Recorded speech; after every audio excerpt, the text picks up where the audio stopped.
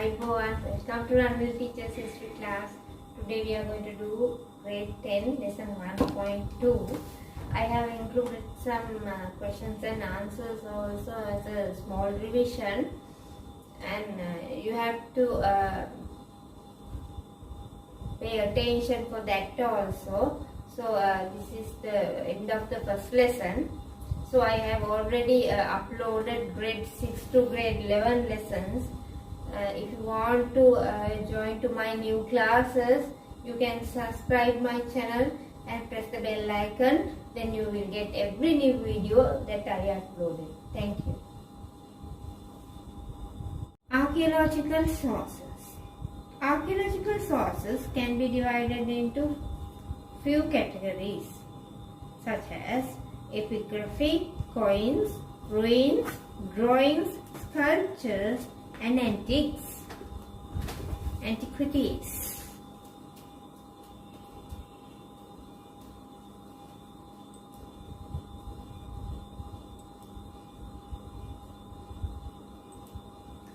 Right.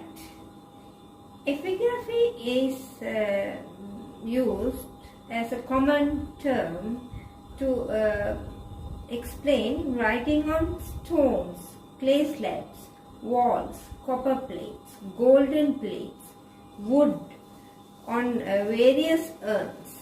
So it is known as epigraphy. So if people written on different types of medias, like such as clay slabs, copper plates, golden plates, to let the people know about the facts of history. So it is known as epigraphy. So writing on stone slabs, rocks, so those are known as inscriptions also. In single it is known as calligraphy. Inscriptions.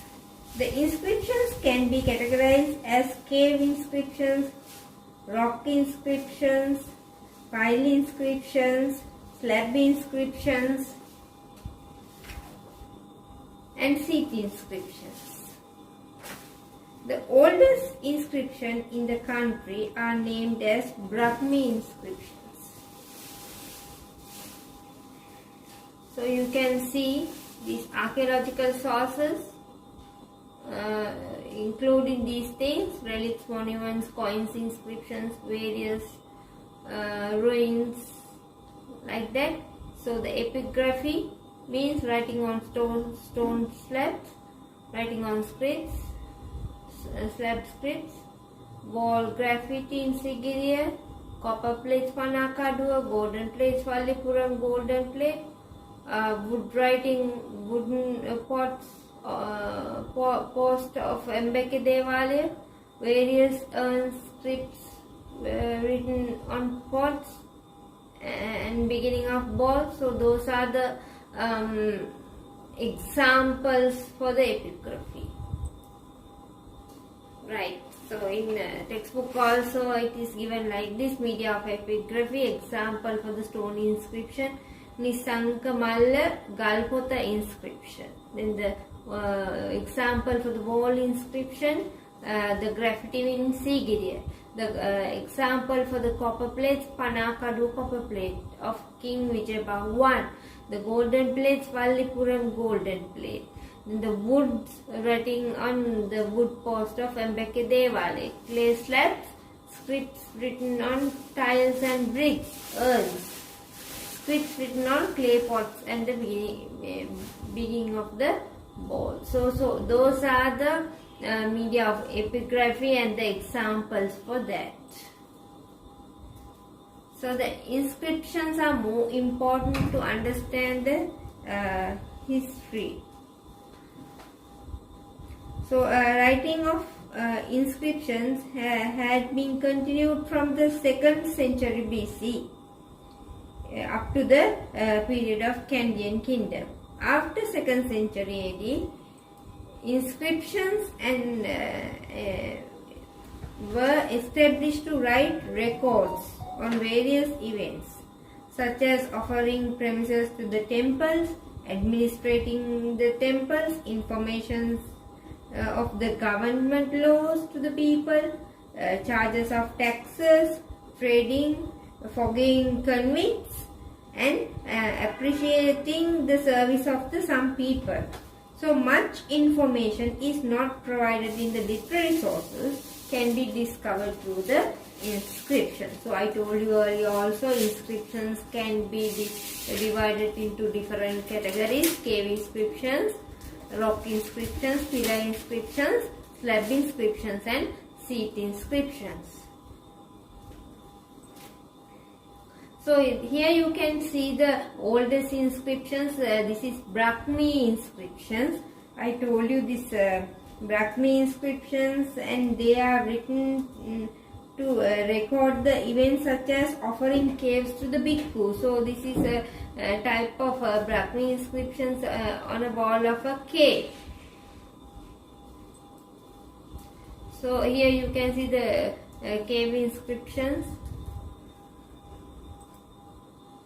Right. So this is a pillar inscription, Badulla pillar inscription. You can see it when you go to Badulla, you can see that. Right. So this is Abhayagiriya pillar inscriptions situated in nowadays in Colombo. You can see it is in. Right. Now this is slab inscription. This is Mihintale slab inscription. So it is in Mihintale. In here, these walls, they have written about the informations about the Mihintale temple, all the money expenditures, those things were written in this inscriptions. Yes, you can see the Nisanka Malla stone seat inscription. This is the graffiti of Sigiriya.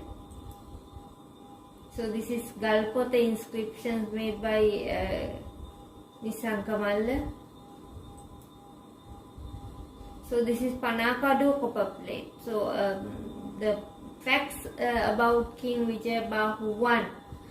It is all the facts about the King Vijayabahu I, like the way he have faced his hardship to win the throne of the country. So all the things were included in this Panakaduwa copper plate.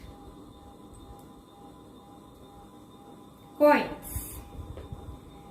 So coins were used from the Anuradhapura period to Kotte period. So the oldest coin of the country, known as Kahapana. The names such as Purna and Dharana, two used for them. The Tuskers were engraved the coins such as swastika, and the Lakshmi coins and type of golden coins named as Akka were used in this country. The copper coins, known as Tambamassa, were used during the Polonnaruwa kingdom. The coins needed for the country were produced inside the country itself. Even the molds means the small structures that used to create the coins, which were used to produce coins, have been discovered in the archaeological excavations. The foreign coins such as Roman coins, Chinese coins, Indian coins are found in Sri Lanka. So that gives lot of information about the foreign trade. In studying of economic condition, trade and use of metals are very valuable when we are studying about the coins. Coins are immensely important source. So study of ancient coins are known as numismatics. So you can see this coin is used in Sri Lanka. It is made out of gold, medieval gold coins. Madhya Kalina Rankawa in Sinhala. These coins are sources which helps us to study about the economy of our country. Ruins such as ancient buildings, stupas, stone pillars, tanks and ponds can be seen in Sri Lanka. Some places where the ancient people of this country lived are still in wilderness. So, ruins which are called archaeological monuments are very good sources to study the history of this country. So, ruins helps us to gain clear knowledge on various aspects such as creativity ability, technology, building designs or the architecture, craftsmanship, ability of conserve the environment and the water management of the ancient people.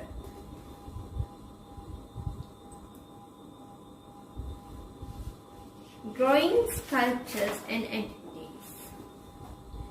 Drawing, sculptures and engravings are helpful to gain information about various aspects of the ancient people, such as their clothes, art skills, use of jewelries, using colors and religious beliefs. The frescoes in Sigiriya provide us some information about the clothes, jewelries, hairstyles, beauty culture of the women who lived during that period. Remaining now after the being created or used by the ancient people can be introduced as antiquities. Antiquities are in the museum, religious places and various institutions and in care of some people of this country. Many antiquities are discovered in excavations. Antiquities helps us to understand many different aspects of the ancient people, such as their abilities, skills, ancient culture, technology, foreign relations, and their lifestyle.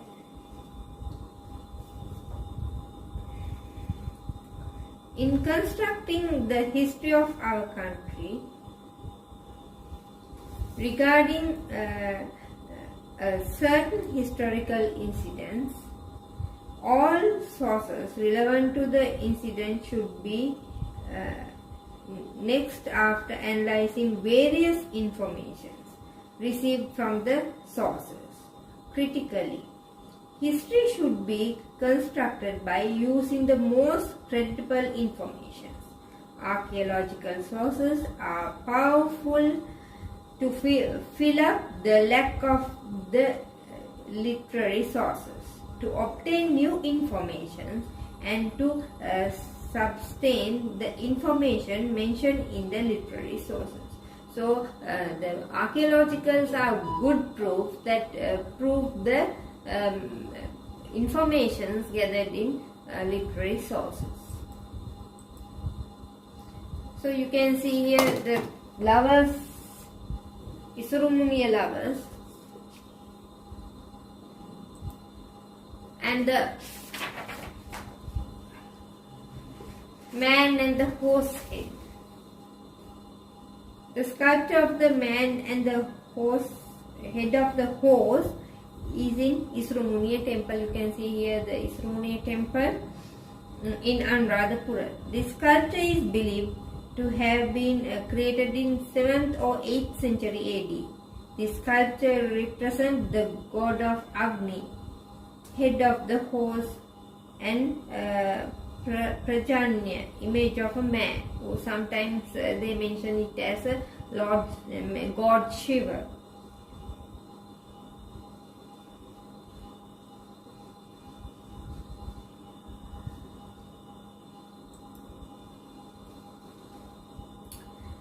When we are studying history, when a student studying history, he or she tends to think of anything with a logical mind, and this will help him or her to understand the problems properly.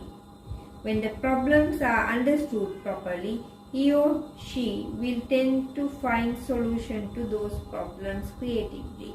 Therefore, when one learns history, it helps him to develop his or her personality. A part of these one will gain benefit given below by studying the history. The proper understanding of the society and the world which ones live. So the past people already lived, they have gathered lot of informations, they have discovered the world. So from that they can understand the society and the world they live. The second one, constructing future by understanding the present through the past experience. So the past experience, always when we experience the past, the problems we faced, the solutions they have made, so those things are very, very useful for us to make our present better, and we can create our path to the future. Recognizing the national identity. So Sri Lanka has very proud history. So lot of creativity, buildings such as Sigiriya, Ranmalee.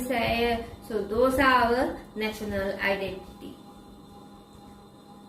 Building up national reconciliation by loving humanity.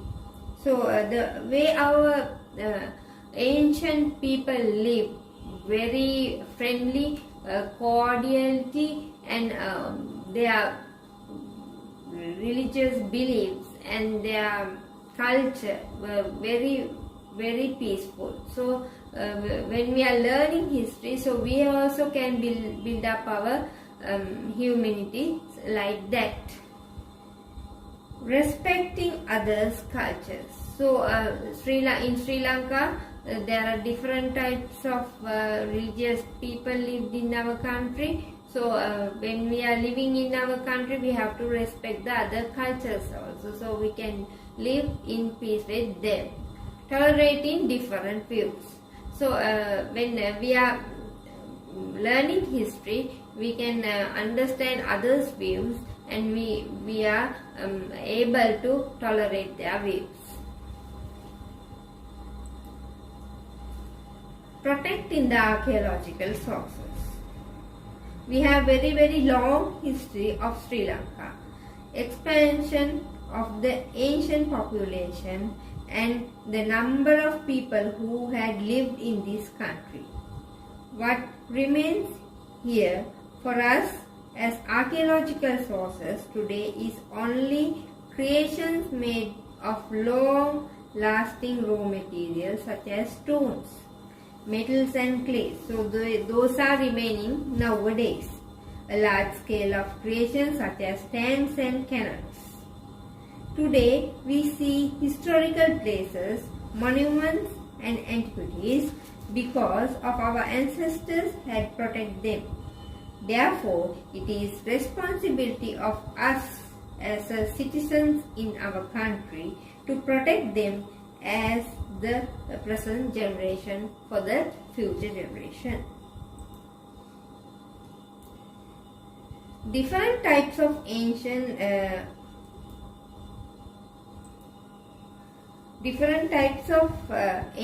marks inscribed in rocky surfaces in various areas of Sri Lanka, such as sun, moon, palmyra, fan, bow, arrow, conch, ox hoof, tuskers, steps, figures of various animals are marks that shows the ancient border of areas, or they are an ancient from the communications.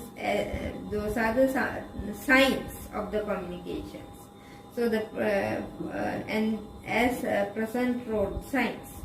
Some people dig out this and destroyed the places where they are these marks, and moonstones, guard stones, stone pillars and other antiquities by misunderstanding that treasures have been deposited inside these places. So those people, they have destroyed our history. Other activities like scribbling and drawing pictures in historical places and on antiquities will pave the way to destroy the antiquities. It is punishable offense according to the law of our country. Therefore, we should be determined to protect the antiquities as the students who have understood the value of these archaeological sources. Now we will discuss some questions. So this is I have taken from an O-level paper. To which chronicle was Tika named Vansatta Prakasini written? First one Deepavansa, first part of Mahavansa, Tupavansa, Bodhivansa. So the Vansatta Prakasani was written to first part of the Mahavansa. It is an annotation of Mahavansa, or it is the Sinhala Mahavansa known as Vansatta Prakasani.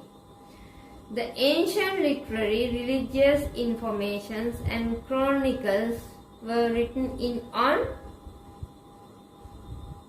which one? Ola leaves, inscriptions,